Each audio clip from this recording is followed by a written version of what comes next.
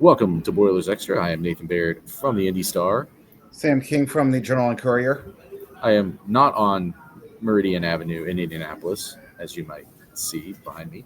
I am at the Baha Mar Resort in the Bahamas here in Nassau, where Purdue basketball is playing in the Baha Mar Championships starting on Thursday. They will play Memphis. Sam, it looks like you are in your bathroom in front of a shower curtain. I'm actually in my son's nursery, so Oh, okay. my wife also is on a work call as we speak, and using the home office. So I had to make do with what's available because my mom is spending her birthday downstairs watching our son. So this is this is what it's like being a grandparent. You're just always called in. Whether it's convenient for you or not, we need your help. But actually, it's better lit than what we usually get from your actual home yeah, office. So we invested all of our electricity fund into the child's nursery. So every other room is dark. if your son just never needs to sleep again, I think this is a way to go. You can just do this every time. Um, yeah, but I was texting with Chris Foreman, the Purdue SID, yesterday, saying like, "Oh, is it as gray there as it is up here in Indianapolis?" Because yesterday was like a horrible day in Indianapolis, dreary and bleak. He's like, "No," I thought he would just throw me a bone to make me feel better. He's like, "No, it's actually really blue and nice down here." So I won't turn the camera to show you. Maybe I will. How nice it is here, but it's pretty nice. It's the Bahamas, and this is the second time I've been down to the Bahamas with Purdue. I came down here in 2018. People might remember that was also a team with high expectations, ranked really high that season, and they ended up losing their first two games there, and ended up playing a team that was even falling harder on its face at the time. The number one team in the country, Arizona, which that was who everyone thought they would play in the championship, and they ended up falling all the way backwards to playing in the seventh place game at that event. And but kind of a wake up call for that team that then went on to come within an eyelash of the Final Four. And this event is not as stocked as some events Purdue has played in. Certainly not as stocked as the one 2 years ago that you remember from Maui. But I guess it was actually technically Honolulu, but the Maui Invitational. But this is still a solid field. I mean, Memphis won 29 games last year. They've had a lot of roster turnover. Texas Tech is a top 15 team, and Wake Forest has some talent. This is not a bad two-game test for this Purdue team at this juncture. No, and that's why Purdue plays in these events. You want to see good competition, and it's not a shocker that Purdue typically goes to somewhere where there's warm weather this time of year. You start out with Memphis, and you mentioned a lot of turnover. Yes, there's a lot of new faces for people that may have seen that Penny Hardaway team last year, but Doug McDaniel, people might remember from Michigan a couple years ago, I think is on Memphis. Sincere Parker, who played against Purdue in the NCAA tournament with McNeese last year, is the leading scorer for Memphis. So even though there's not familiarity with these two programs, there's probably some familiarity with just some of the guys on the roster, and Purdue with some of the guys that Memphis has, who are some of the key players on that team. Yeah, I was asking Matt Painter today. I caught up with him a little bit after their practice and team meal and stuff today, and just about how this process works. And we talk a lot about this being a veteran team. It's a veteran coaching staff. He's also got a veteran scouting group that helps with things. Nick Taruso runs the video stuff, and how important that sort of thing is early in the season when you have to cast a pretty wide net to find out about some of these teams. But also at the same time, they do tend to run into people that the transfers are just whipping around the country in such a way that you're invariably going to meet up with people who you have either played before, even if it's just for one game at some other school, or, and this is the second year in a row, there's potentially a Purdue connection. If they were to play Wake Forest on Friday, Miles Colvin is there, a former Boilermaker who was here for a couple of years. If they last year they were they had a connection through the recruiting process of someone who bailed out at the last minute or would have been a Boilermaker. It always feels like there's something like that you can almost put your fingers on, that is always kind of around these events like this now, especially if with a 4 to 6 team event, it seems inevitable you're going to run into somebody you've got a history with.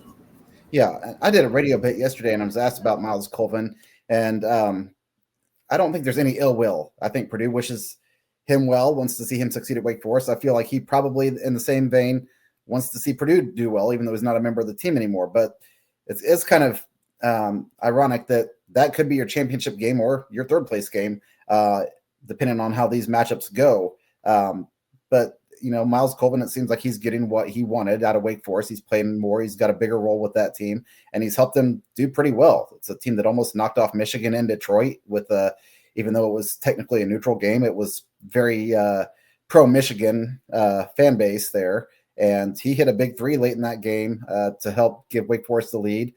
He's had a couple highlight reel dunks, which has kind of been his Purdue career in a nutshell.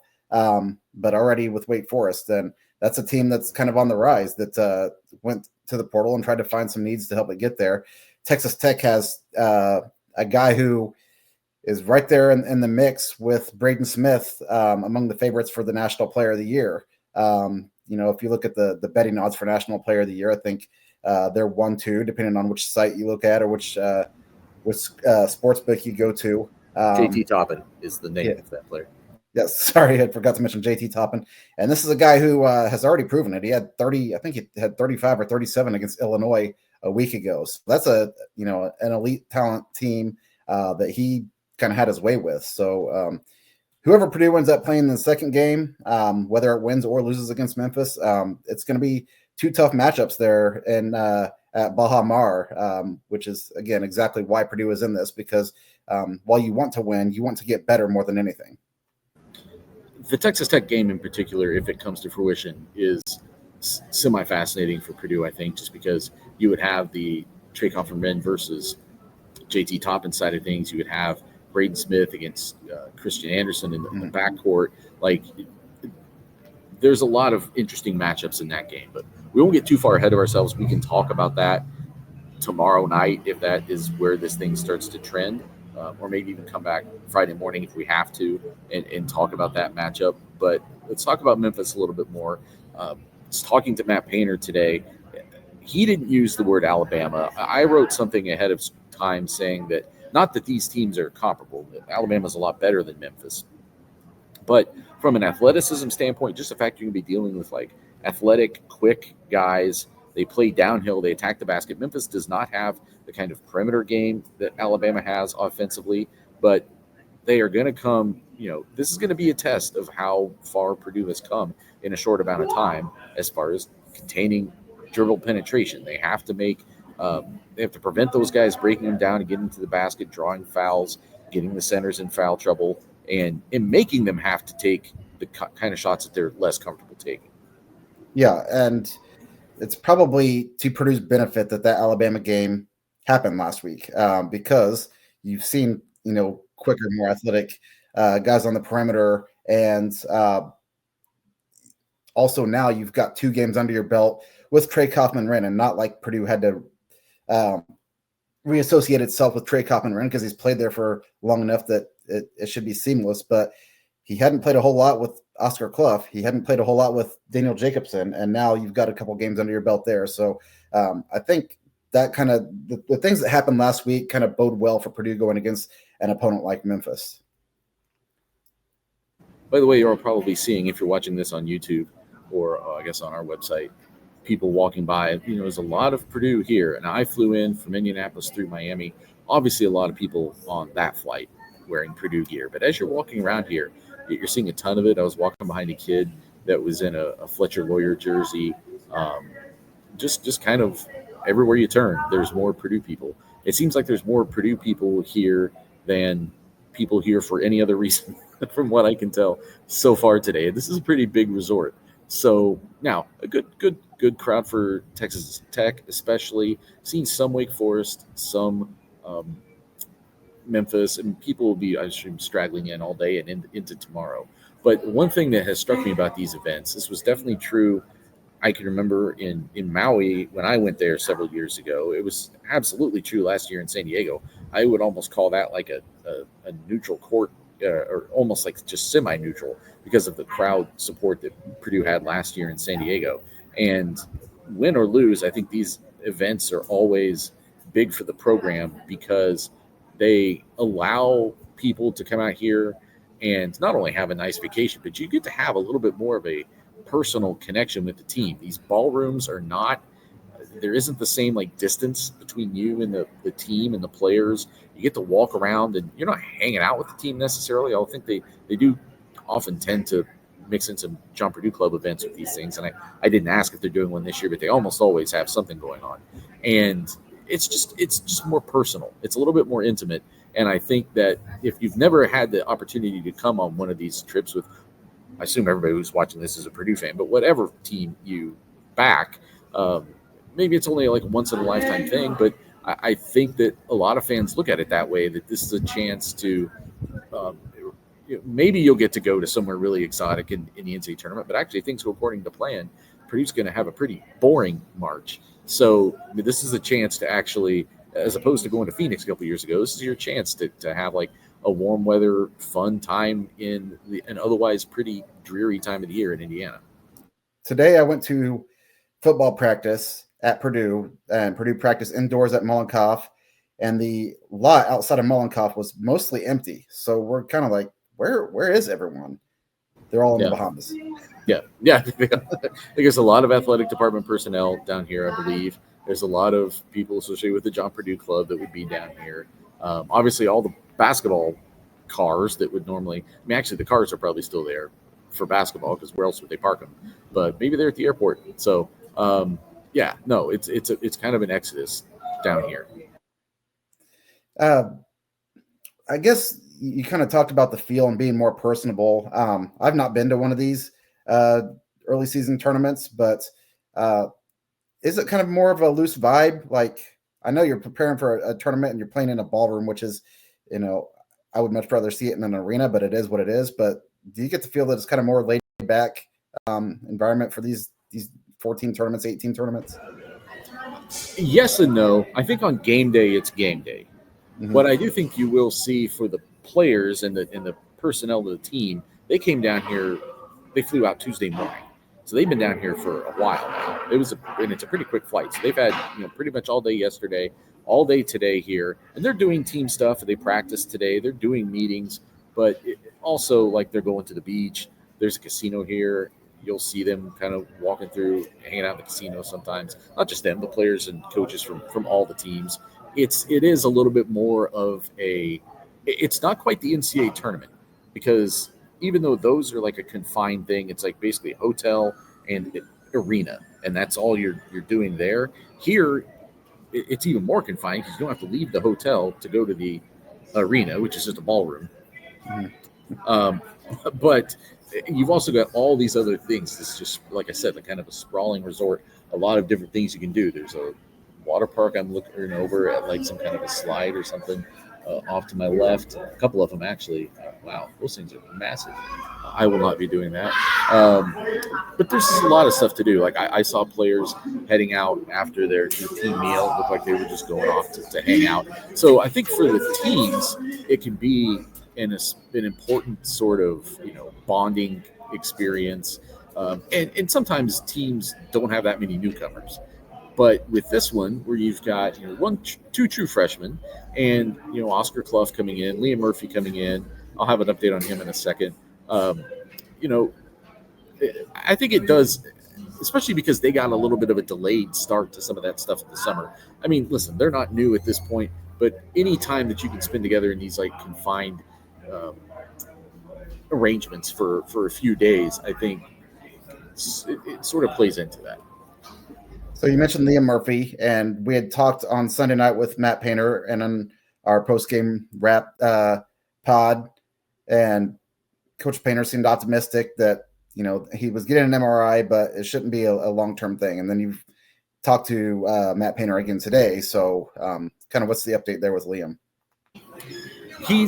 They still think Matt Painter still classified this as good news, but he's not going to play for a couple weeks. He's definitely not going to play here. They said they're going to reevaluate in a week and see where he's at. It might be another week or more. So it's not day-to-day, because he definitely isn't going to play this week. Like, that's already been ruled out. But it's also not indefinite injury. Like, well, we don't know when he's going to be good enough to play. I think they have a reasonable sense that within a couple weeks, he's going to be back. Whether that just means 2, whether it means 3, I don't know. It might depend a little bit on the game calendar too. I actually didn't look it out that far in advance. I know they've got some gaps here, obviously. For instance, after this, they don't play again until the Friday, the bucket game, right? So you've got some gaps here. And listen, he's on the fringe of the rotation, but you also saw an instance against Oakland, and Traycon Vermin wasn't playing at all, but an instance against Oakland where he comes in and scores 11 points in 10 minutes or 10 points in 11 minutes, whatever it was, and makes a tangible impact to the outcome of the game that was only decided by 10 points. So, they want him back. They brought him here for a reason, but they also want him back healthy, and there's no reason to push anything at this time of year. Get him as healthy as he can be, because the games, the opportunity for him to impact your season doesn't happen in November, in the first weeks of December. It happens in February, March, etc. Yeah, for people who are just catching up, Liam Murphy had off-season shoulder surgery. Now he's got a problem with the other shoulder, and that's the issue here, right? And I was talking to someone else who led me to believe that there might actually be an issue with both shoulders right now. So even more reason to hang back and not push it at this stage. One more thing I wanted to mention about Memphis. We're going to have to wrap up because I'm low on battery here in the Bahamas. Matt Painter started off, when I was asking about Memphis, was talking about them defensively and how they're very unpredictable. And that's another thing that I think benefits Purdue. I mean, obviously, you're going to scout them as well as you can and prepare as much as you can with your usual reports. But at the same time, I think it's good to go in and not know what you might get possession to possession from a team. When you're as established and talented offensively as Purdue is, I think you want to be looking at you want to be taken out of your comfort zone as much as possible at this time of the year, because that is what is going to help you prepare for when that happens to you again, inevitably, with the season on the line later this year. Yeah, and Purdue's got the veteran savviness. I mean, everybody who's going to be handling the ball, even Omer Meyer, is skilled and experienced playing,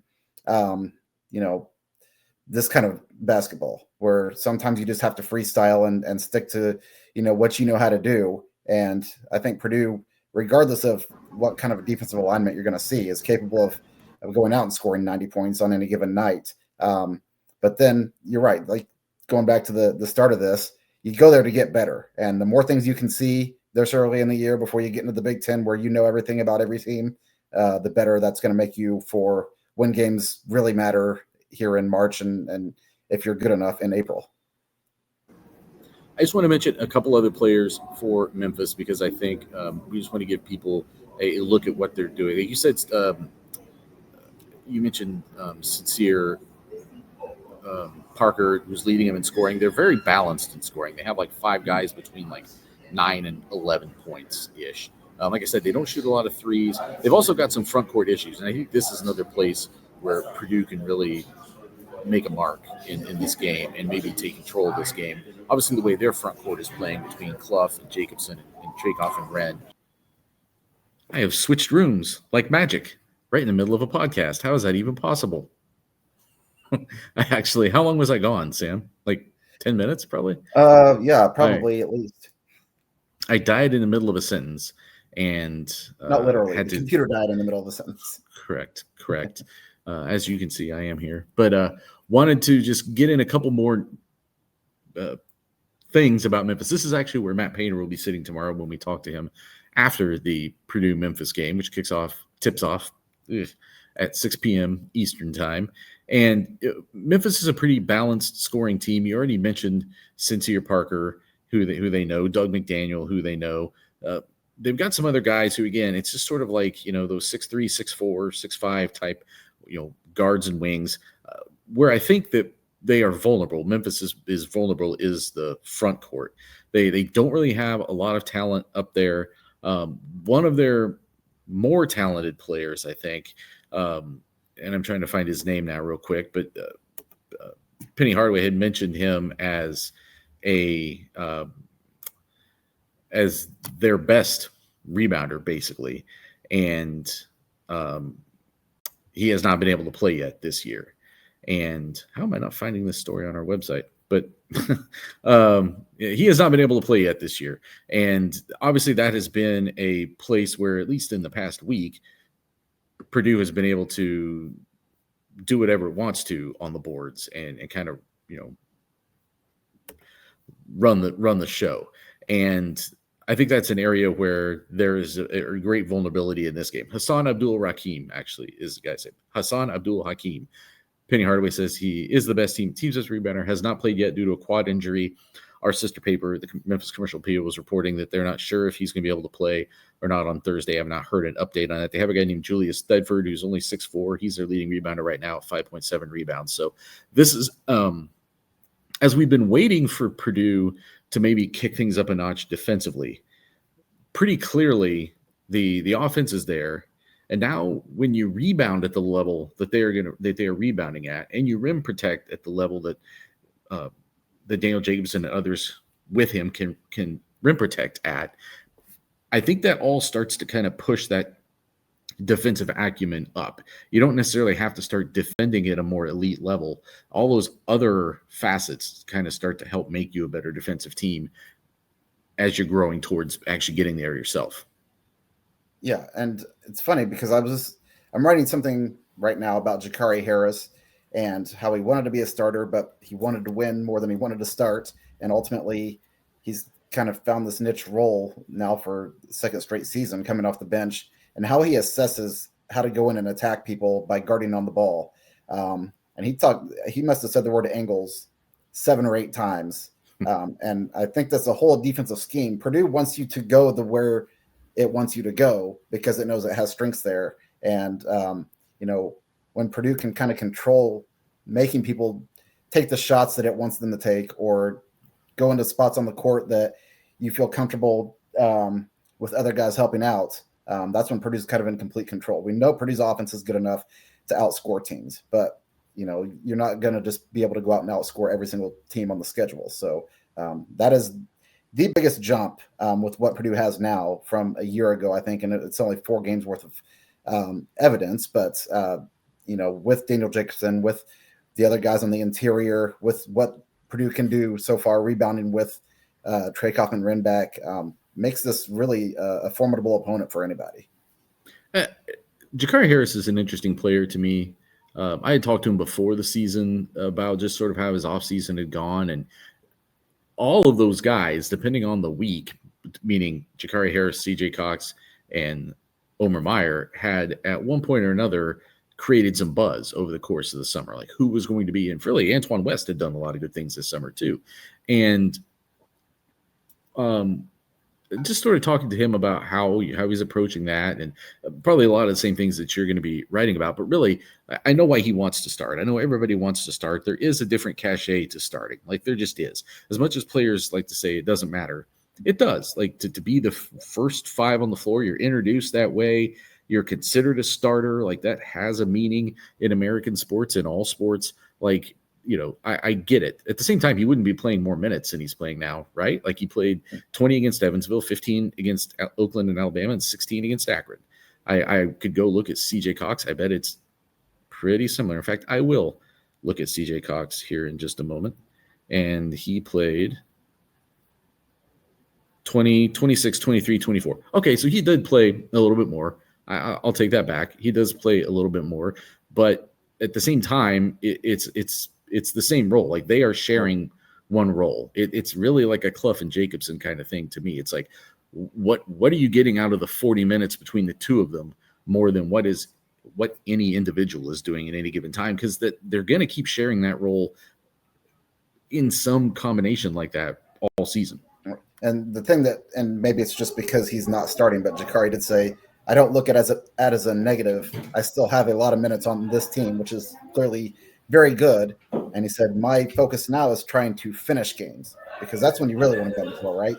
In a game that's a 1 or 2 possession game and they need you to get stopped, you want to be the guy that the coaches can count on to go in there and deliver. So, that's an interesting way to look at it. Like, okay, right now I'm not a starter, but I can be a finisher. Or, I looked at the Akron game, and he came in, Purdue was down 12-11. He came in and Braden Smith turned it over. Akron goes down and scores. They're down 14-11, and Jakari gets a steal, goes down, scores a layup, gets an and one, and it kind of flipped that game a little bit, just in that little instance. And he didn't have eye-popping stats, but you could almost see his impact immediately when he came in the game, and that's what he's doing, kind of analyzing the game, knowing I'm going to go in with 4 minutes into the game and already have 4 minutes of the eye test of having watched probably the guy that I'm going to be matched up against. So there's a tremendous positive to not being a starter for what he does. And I thought he was doing that in the exhibition games, even. Like, it wasn't necessarily, he wasn't starting those either, and similar minutes, but I thought you saw in those games, like, ways that he got in and did important things and had tangible impact on the game. And I think that's probably going to continue to be the case. And if he ever did flip roles with CJ Cox, it would be the case with CJ Cox too, because they're very complementary players in a lot of ways. So I would just, that's just how this team is going to be built. That's just what this team's going to be. And then next year you look ahead and you see a situation where now is it Omer Meyer, CJ Cox, Jakari Harris all on the court together as like the main 3-guard tandem. That you can definitely see a world where that happens. So it's all about sacrifice is a theme for this team, right? Somebody's gonna have to sacrifice 5 or 6 minutes a night and the prestige of starting in order to someday say they were on a team that went to a Final Four. In this case, for Harris or Cox, it would be the first, but for somebody else, it could be that they went twice in 3 years. We'll see how that plays out. I want to talk football.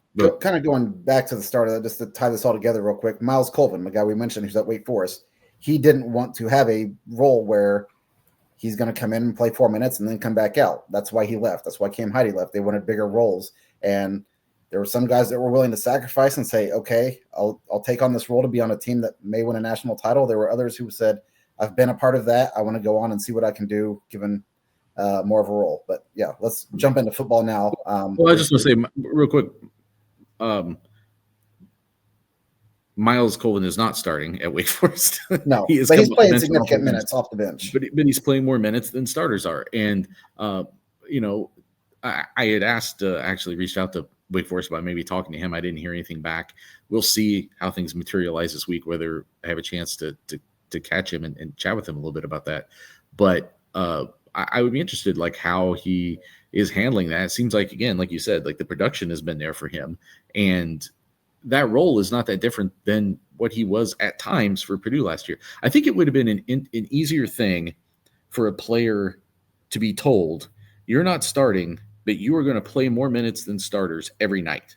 I think if you can tell someone that, that's easier than saying you're not going to start, but you're an important player, and sometimes you'll be the guy who's on the floor at the end of a game. That's not me knocking anything Matt Painter's done. They've just had such an abundance of talent, and he goes with what each night calls for, right? But I think if you're just what appeals to the player the most, I think a true, like, 5th and a half man role where, like, yes, you're the 6th man, but you play so many minutes, you're so crucial. It's like what Mason Gillis was 2 years ago, right? Like, yes, he's the 6th man, but only because you can only start 5, and he's absolutely essential to whether that team wins games on any given night. I think that's an easier role to sell to someone than when it is a little bit more open-ended, and sometimes you'll be on the floor at the end of the game, and sometimes you'll play like 10 minutes, and it can be anywhere in between. And that takes a different kind of maturity is probably not the right word, but just a different kind of mindset. Yeah, you've got to understand your role, and it's hard. I mean, I can't imagine being 18, 19 years old and being told you might not play tonight, but tomorrow you might play 20 minutes. And it's like, it's got to be hard. And, in a lot of cases, there's a quote years ago that Matt Painter said that I had asked about Bobby Rydell, who came in late in the game and knocked down a 3. And he said, it's harder than hell when you go into every game and don't know if you're going to play that night, to be asked to go in and make a play. And, I imagine so. I imagine it's going to be difficult when you're just sitting there wondering, when is my time coming? But you have to remain engaged in what's going on. Yep. Anyway, you were at football practice, some interviews this week. I know you talked to Devin Mockabee on Monday, and you talked to a couple other people on Wednesday. Just kind of the rundown. Obviously, they're idle this week. No game this week. It's a 2-week prep, essentially, for the bucket game, and we'll talk a lot more about the bucket game next week because we will kind of have basketball behind us to some extent after this week, and then a lot to focus on, I think, football related next week. Not only the bucket game, but kind of talking about what we think comes after the bucket game. But you talk to Vance Weiss, you talk to Joey Tonona a little bit. Offensive line is an interesting position because I feel like in those first few weeks of the season, we were a little bit meh on the offensive line. I think it has stabilized somewhat over the course of the season. I think it's just one of the many positions where if you were to ask the coaching staff, I don't even know if you'd have to give them truth serum. I think they would say, absolutely, you can see real growth from game 1 to game 12. That's still not good enough to win in the Big Ten. So now where do you go from here? Yeah, and where this whole thing started for me was we talked to Bakeen Coley, the starting right tackle, last week, and I kind of knew a little bit about his backstory. He came from Michigan Tech, and so I was kind of like, that's quite a jump to go from Michigan Tech to Big Ten. He didn't even play football until he got to college, and so then I, talking to Vance Weiss, I was like, you kind of had a guy that still was learning football, and Joey Tonona is a guy who had to relearn football, but the basic fundamentals were there. And he said, yeah, you could see Bakeen Coley a couple of years ago was just kind of the skinny guy, and now he's put on the weight. He's really athletic because he was a basketball player. But again, this is a developmental guy that you're now seeing towards the end of his career, who's just now starting to blossom. So, yeah, I think the offensive line has showed some real growth this year, but it was a below average offensive line when the season started. And now it's probably to the point where it's comparable to some other teams in the Big Ten maybe, but it's not going to go out and dominate the trenches against other Big Ten teams right now. And that's been proven. So, and I think you can say that for a lot of positions. Purdue was just so far behind when it kind of started working with these guys. And the talent probably isn't comparable with a lot of teams, at least the upper half of the Big Ten. So you get to the point where you're at the end of the season and you can say, this unit has improved tremendously. These guys have improved tremendously. Well, every other team in the country should be improving as well. So you got to catch up at some point. I think there's a lot on the shoulders of this Purdue football front office for December. And I don't mean that as like their backs are against the wall or like they're on the hot seat. I'm not saying that. I'm just saying it's a tough job, partially because I think the offensive line is one of several positions where tangible growth has happened. It's not good enough. And yet you've got a lot of guys who can come back. You've got a lot of guys who, okay, maybe if with now with a year of starting and a whole off season, and now what are they next year? How do you project that? How do you still recruit from the portal with that in mind? Do you not recruit with that in mind and just say, hey, we still have to get just the very best player at every position we can get, and the chips will fall where they may? It's interesting, and I don't think that this roster is going to turn over. I don't think it's going to turn over to the extent that it turned over the last couple of years, but it's going to turn over. Like they're expecting departures, and they're expecting to have to be pretty active. Yeah, Barry Odom said the last time we talked to him, I'm not naive enough to think that none of these guys are going to leave. That's the world of college football. Even Ohio State's and Indiana's and programs that are at the top of the sport right now have guys that go in the transfer portal as soon as the season's over, whether they want a bigger role somewhere else or there's more money involved somewhere else, whatever it might be. And it will be the case at Purdue. But part of this, what coaches told us was not a rebuild, but a rebuild with this program was getting younger guys in the portal that they could have for 2 or 3 years. And then you add to that what you get in the high school class, which right now Purdue's high school class, not very large. So you're either going to have to get some more guys signing here in a few weeks when National Signing Day comes up for football, the early signing period, or you're going to have to go in the portal and get some more guys, whether a lot of your guys who are eligible next year leave or not. Go on jconline.com, go on indystar.com. You can see where Sam kind of delved into everything that Devin Wackaby said about his career and kind of catch up on that. Obviously, the season ended with an injury here late in the season and wasn't able to finish his career on the field, but seemed to have a good attitude as well as you can have about that. And talking about what's next for his career, we'll just let him speak for himself on that. You can find those clips out there. And thanks for joining us. If you can see that little thing, if you're watching on YouTube, the like, subscribe button there. If you're watching or listening on iTunes or whatever else, it would also really help us out if you gave us a 5-star review and subscribed. Those things help us get the pod out to more people. They, the robots and the algorithms, they love that stuff. They pick it up and they spit it out, and that's how other people can find us. And we would appreciate if you'd help pass the word.